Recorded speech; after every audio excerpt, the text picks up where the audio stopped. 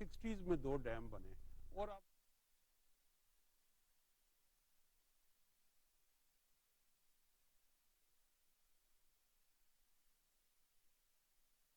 وہ فقیر بن کر جو ہے وہ حکومت بادشاہوں سے ہمارے ٹیکس کے پیسے جو ہم ادا کرتے ہیں بادشاہ سلامت سے پیسوں کی درخواستیں کرتے رہتے ہیں اور سارا دباؤ والدین پر اور بچوں پہ ڈال دیتے ہیں.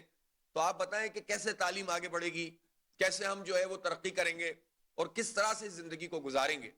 اس لیے سب کی ذمہ داری آپ دیکھیں یہ ہماری اس حکومت پر ہے اور ان کے اتحادیوں کے اوپر. اور کراچی کی طرف کسی نے پلٹ کر نہیں دیکھا. وفاقی حکومتیں بھی کراچی کے لیے کچھ نہیں کرتی. ایک گرین لائن بنانا شروع کی نون لیگ نے, وہ بھی انہوں نے اپنے وقت میں مکمل نہیں کی 1.5 سال میں. پھر 3.5 سال تک پی ٹی آئی نے اس کو مکمل نہیں کیا, ادھورا افتتاح کر دیا. اور پھر اس کے بعد اب مزید 6-8 مہینے ہو گئے, 8 مہینے سے زائد. اس عرصے میں بھی یہ کام اس پی ڈی ایم کی حکومت نے نہیں کیا ہے. اور یہ جو ریڈ لائن بنائی جا رہی ہے اس کی بھی ٹیکنیکل گراؤنڈ کے اوپر ہم یہ کہتے ہیں کہ یہ ایک نیا عذاب مسلط کر دیں گے ان لوگوں پر جو 10-12 لاکھ کی تعداد میں کم از کم یا اس سے بھی زیادہ اگر سروے پراپر ہو جائے تو آپ کو پتا چلے گا کہ یہاں کم از کم جو ہے وہ 15 سے 20 لاکھ لوگ سفر کرتے ہیں اس یونیورسٹی روڈ پہ صفورہ سے لے کر یہاں تک. جب آپ اس کی 2 لینز کم کر رہے ہیں تو آلٹرنیٹ کیا ہے؟ تو آلٹرنیٹ میں آپ صرف 20,000-25,000 پیک آورز میں لوگوں کے لیے آپ 20 لاکھ لوگوں کو مصیبت میں مبتلا کر دیں گے, بوٹل نیکس بن جائیں گی پہلے ہی یہاں پر. تو اس میں تو ایلیویٹڈ اور انڈر گراؤنڈ سب وے سسٹم, لائٹ ریل کا ہونا چاہیے. تو اب بھی موقع ہے کہ اس پورے پلان کو ریوائز کیا جائے بجائے اس کے کہ شہریوں کو ترقی کے نام پر اذیت میں مبتلا کریں. یعنی آپ سے کچھ بھی نہیں ہو سکا تھا, وہ آپ ایک پروجیکٹ ایسا لے کر آ رہے ہیں جس میں مزید برباد کریں گے. آپ نے دیکھا کہ یلو لائن پر ورلڈ بینک نے ریوائز کرنے کا ان کو کہا ہے کہ آپ اس کو ریوائز کریں اس پورے پروجیکٹ کو. اسی طرح گرین لائن کا معاملہ ہے.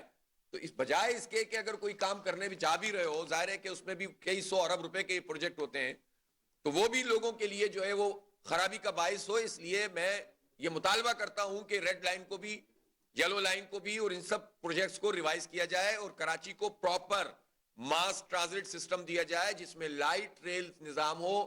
سڑکیں اپنی جگہ پہ جو ہیں وہ چلیں, ان کو صحیح طریقے سے چلایا جائے اور ایلیویٹڈ اور underground light rail system introduce کرائیں گے تو یہ مسئلہ حل ہوگا. یہی ہمارا ویژن ہے, ہم کراچی کو ایسے ہی بنانا چاہتے ہیں. اور انشاءاللہ جماعت اسلامی کو لوگوں نے مینڈیٹ دیا تو ہم اپنی اس پوزیشن کو استعمال کریں گے اور کراچی کا یہ مقدمہ لڑیں گے اور انشاءاللہ اسی طرح سے کراچی کو آگے لے کر جائیں گے. ابھی اس وقت سڑکوں کی صورتحال یہ ہے کہ آپ قیوم آباد سے بلوچ کالونی آئیں, بدترین حالات ہیں وہاں پر. انہوں نے مٹی ڈال دی ہے اور کنکریٹ ڈال دیا ہے, ایسے ہی پتھر ڈال دیے, اور اس کے نتیجے میں حال یہ ہو رہا ہے کہ دھول مٹی بھی ہے اور منٹوں کا سفر گھنٹوں میں ہو رہا ہے. آپ آ جائیے صفورہ چوک کے اوپر, آپ آ جائیے گرو مندر پہ. میں نے ابھی 3 دن پہلے ایک ٹویٹ کی اور یہ بتایا کہ آج میں یہ تصویر لے رہا ہوں, میں نے آج سے 3 مہینے پہلے بھی یہاں کی یہ تصویر لی تھی اور ٹویٹ کیا تھا, اور دونوں تصویروں میں کوئی فرق نہیں ہے.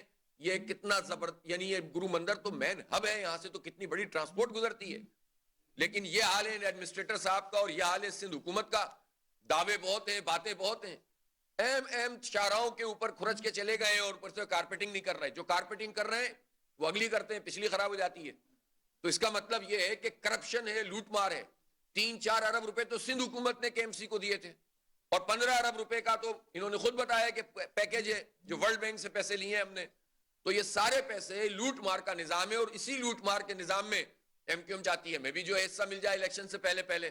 تو کسی صورت بھی یہ بات قابل قبول نہیں ہے اور اس کے لیے ہم نے ان کو لیگل نوٹس دیا ہوا ہے. ان کی طرف سے جواب نہیں آئے گا تو ہم ہائی کورٹ میں جائیں گے اور اس پورے کام پر جو کہ اس وقت ترقیاتی کام کے نام پر جو کچھ ہو رہا ہے, فراڈ ہو رہا ہے, کرپشن ہو رہی ہے, اس کو ہم ایکسپوز بھی کریں گے اور کراچی کا مقدمہ بھی انشاءاللہ ہم لڑیں گے. ہم یہ سمجھتے ہیں کہ اس وقت شہر میں جہاں دیگر مسائل ہیں, اس وقت ایک بہت بڑا مسئلہ یہ ہے کہ جسے آپ اسٹرے ڈاگز کہتے ہیں یا اسٹریٹ ڈاگز کہتے ہیں, آوارہ کتے. شہر میں اتنی بہتات ہے کہ صرف ایک انڈس ہسپتال کے جو ریبیز سینٹر ہے اس میں 2 ہفتے میں نئے 600 کیسز آئیں اور اس سال انہوں نے 10,000 کیسز ان کے پاس کتے کے کاٹنے کے آئیں. کہاں ہے یہ مرتضی وہاب صاحب؟ کوئی پوچھے تو صحیح ان سے, کہاں ہے یہ سندھ حکومت؟ کوئی ان سے سوال تو کرے کہ یہ کر کیا رہے ہیں. یہ انتظام نہیں کر سکتے کہ لوگوں کے لیے آپ یقین کریں ہر آبادی میں نماز پڑھنے کے لیے صبح لوگ جاتے ہیں اور کتے پیچھے لگ جاتے ہیں. عام معمول ہے یہ. لوگوں نے گھروں میں نماز پڑھنا شروع کر دی اس لیے کہ بھائی آپ آوارہ کتے اور کاٹنے پہ آ جائیں تو آپ کیا کر سکتے ہیں. لوگ کیا گولیاں بندوقیں لے کر نکلیں کہ گولیاں چلائیں؟ تو یہ حال ہے کہ یہ اس ایک مسئلے کو ایڈریس نہیں کر رہے. اور یہ ایک اسپتال کی میں نے آپ کو بات بتائی ہے. آپ جائیں جے پی ایم سی میں, عباسی میں, جتنے بھی سرکاری اسپتال ہیں ان کا جب آپ ڈیٹا لیں گے تو آپ حیران رہ جائیں گے کہ لاکھوں کی تعداد میں لوگ کتے کاٹ رہے ہیں. اور یہ نالائق ترین لوگ جو اس وقت ہم پر مسلط ہیں یہ کام بھی نہیں کر سکتے. یہ ڈینگی کا اسپرے نہیں کر سکتے. ابھی گاڑیاں دینے کا اعلان کر رہے ہیں. یہ پچھلے 1 سال سے ہم دیکھ رہے ہیں سب چیزیں.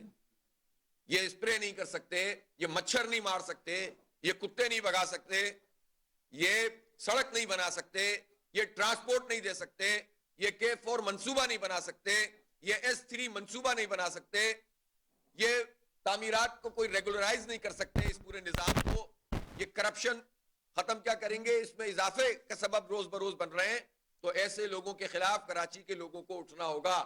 اگر اسی طرح سے ان کے خلاف نہیں اٹھیں گے اور دیکھتے رہیں گے تو یہ مزید کھاتے چلے جائیں گے ہمیں. ایسا نہیں ہو سکتا کہ یہ 3 کروڑ لوگ بس مرنے کے لیے تیار ہو جائیں. سب ملک سے بات اسلامی حافظ نعیم الرحمان میڈیا سے گفتگو کر رہے تھے.